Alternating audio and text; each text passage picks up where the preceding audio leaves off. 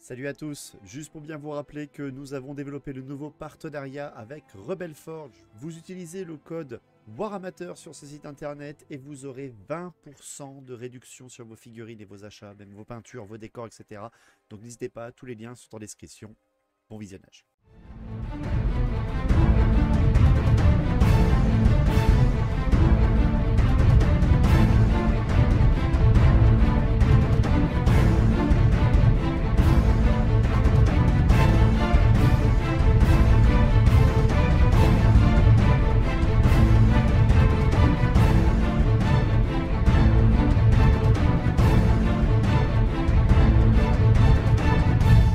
Bienvenue sur Warhammer Medbay Amateur.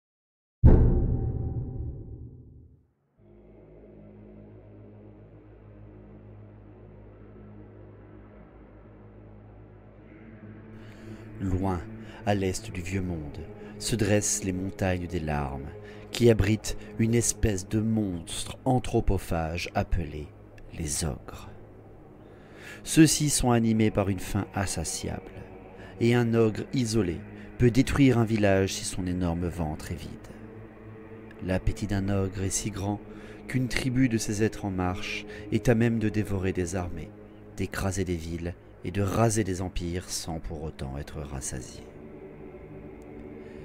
Les ogres sont des créatures lentes d'esprit, uniquement préoccupées par deux choses, manger et se battre.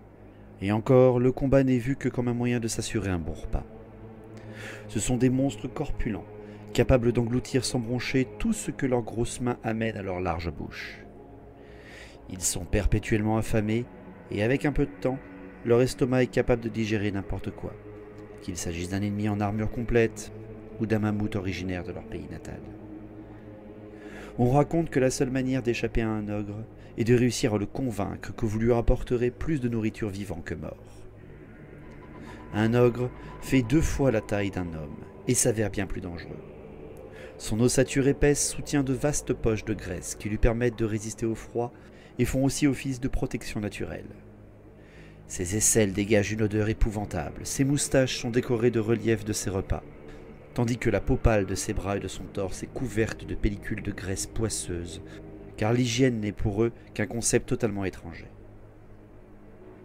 Au sommet de cette montagne de gras et de muscles repose une petite tête froissée par une mine patibulaire, surmontée d'une touffe de cheveux noirs filasses dressés à la manière des tribus barbares. Sous un front épais, des petits yeux porcins dardent à la recherche de nourriture, et la bouche épaisse et caverneuse abrite des rangées de dents jaunâtres. Les ogres ignorent tout du savoir-vivre, et ils aiment rôter et se gratter dans ce ne sont pas occupés à casser des crânes ou à ingérer d'autres créatures. Ils disposent cependant d'un certain talent pour tout ce qui touche au combat, car chaque jour de la vie d'un ogre est une lutte. Leur culture ne connaît que la raison du plus fort, les faibles finissant dans la panse de celui-ci. Bagarres et coups de tête ou coups de ventre sont très répandus. Les plus gros et les plus forts des ogres sont les tyrans, des brutes colossales qui font régner la loi d'une poigne de fer, le plus souvent littéralement, car les ogres aiment arborer des gantelets de métal garnis de pointes. Les armes et les armures employées par les ogres trahissent leur caractère. Leurs épées et leurs hachoirs sont primitifs, massifs et souvent rouillés, mais aussi solides pour réduire en bouillie n'importe quel adversaire. Les guerriers d'élite des tribus ogres, les ventres durs, manient au combat des cimetères et des massues cerclées d'acier presque aussi hauts qu'eux. Un ventre dur est capable d'aplatir un chevalier en armure d'un seul coup, le plus souvent avec sa monture. Quel que soit son rang, l'arme préférée d'un ogre est souvent la massue, non seulement parce que c'est le premier outil qu'un jeune ogre apprend à manier, mais aussi parce qu'il est extrêmement solide. Un ogre compte beaucoup sur sa massue et ne la mangera qu'en dernier recours. Les ogres ne sont pas apparus dans les montagnes des larmes, là où ils sont le plus nombreux, mais encore plus à l'est, aux frontières de l'empire de Cathay. Dernière race créée par les anciens dans la précipitation pour combattre le chaos, c'est là que leurs ancêtres primitifs vécurent pendant des milliers d'années, se nourrissant de tout ce qu'ils croisaient et ne craignant presque rien. Puis vint la catastrophe qui raya de la surface de la Terre les 2 tiers de l'espèce et changea pour toujours le destin des survivants.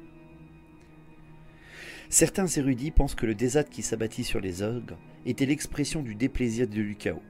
D'autres qu'à force de dévorer les enfants des Cathéens, les ogres s'attirèrent la colère des astromanciens de cet empire lorsqu'ils résolurent de les punir. Ce qui est certain, c'est qu'un météore de Malpierre d'une taille sans précédent tomba du ciel au cœur du domaine des ogres, annihilant la majorité de l'espèce en un instant et laissant un cratère gigantesque semblable à une gueule. Là où rôdaient les ogres ne s'étend désormais qu'un gouffre palpitant et garni de dents de plusieurs lieues de diamètre, dont l'œsophage s'enfonce dans les profondeurs du monde. Cette horreur est appelée la gueule, et les ogres la vénèrent encore à ce jour, car sa puissance les a traumatisés durement. C'est ainsi que naquit un nouveau dieu. Les ogres avaient enfin trouvé quelque chose à craindre. Depuis cette époque, les ogres sont devenus les esclaves de leur appétit. Leur faim, qui avait toujours été l'une des caractéristiques principales de l'espèce, devint presque surnaturelle. Paniqués, les survivants s'enfuirent vers l'ouest. Ils affrontèrent des dragons des glaces, des blizzards et même une antique civilisation appelée les Titans célestes, vivant au-dessus des nuages. Si d'innombrables ogres avaient péri, il en restait encore des dizaines de milliers, qui traversèrent les pics enneigés et ne laissèrent que dévastation et ruine dans leur sillage. Certains demeurèrent dans les montagnes souillées de Malpierre et mutèrent pour devenir des yétis, des bêtes à fourrure blanche unies à la neige et au givre, mais la plupart continuèrent leur migration pour échapper à la gueule.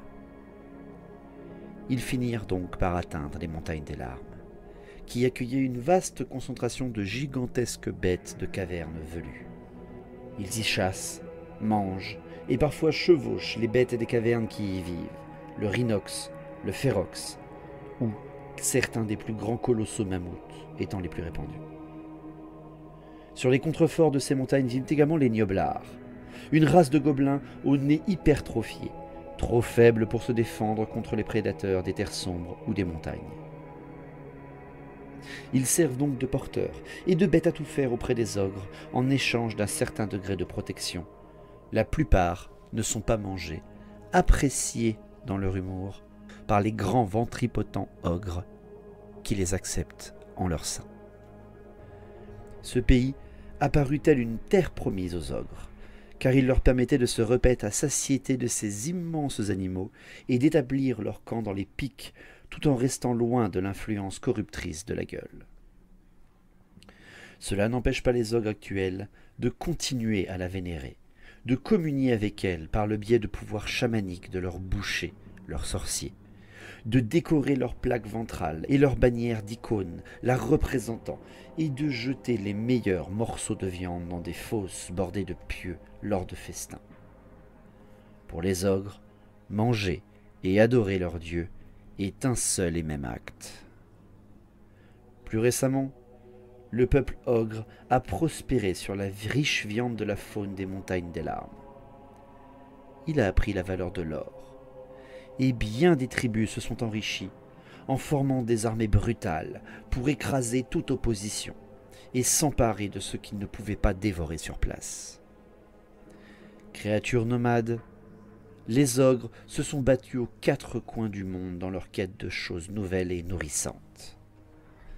Leur capacité innée de guerrier et leur compréhension rudimentaire du système monétaire en font des mercenaires très recherchés, car les ogres savent mieux tuer que compter. Des tribus entières combattent pour le compte d'autres peuples, à condition de pouvoir se servir en premier parmi les provisions et les ennemis capturés. Ils récoltent de jolies pièces brillantes et gagnent en notoriété. Les ogres sont donc répandus dans le monde entier, mais ces dernières années, leur amour du vagabondage n'a pas empêché les montagnes des larmes de connaître la surpopulation. Par conséquent, les ogres marchent à nouveau vers l'ouest en une vaste migration, droit sur le vieux monde, avec la ferme intention de manger tout ce qui se dresse sur leur chemin. Dans le monde, les armées ogres sont connues tel un blizzard. Ils viennent de l'est, piétinent tout sur leur passage. Ils se répandent sur le monde, indifférents aux frontières, s'imposant même dans les terres hostiles comme si elles leur appartenaient. Bien qu'ils aient établi leur royaume dans la montagne des larmes, ils vagabondent au bon leur semble, extorquant ce qu'ils convoitent et arrachant tout ce qui n'est pas volontairement concédé. Ils sont constamment en guerre, non parce qu'ils servent le mal, mais pour le profit et la pitance, car telle est la voie du plus fort. Ainsi sont les ogres, et affronter leur puissance revient à se dresser face à une avalanche.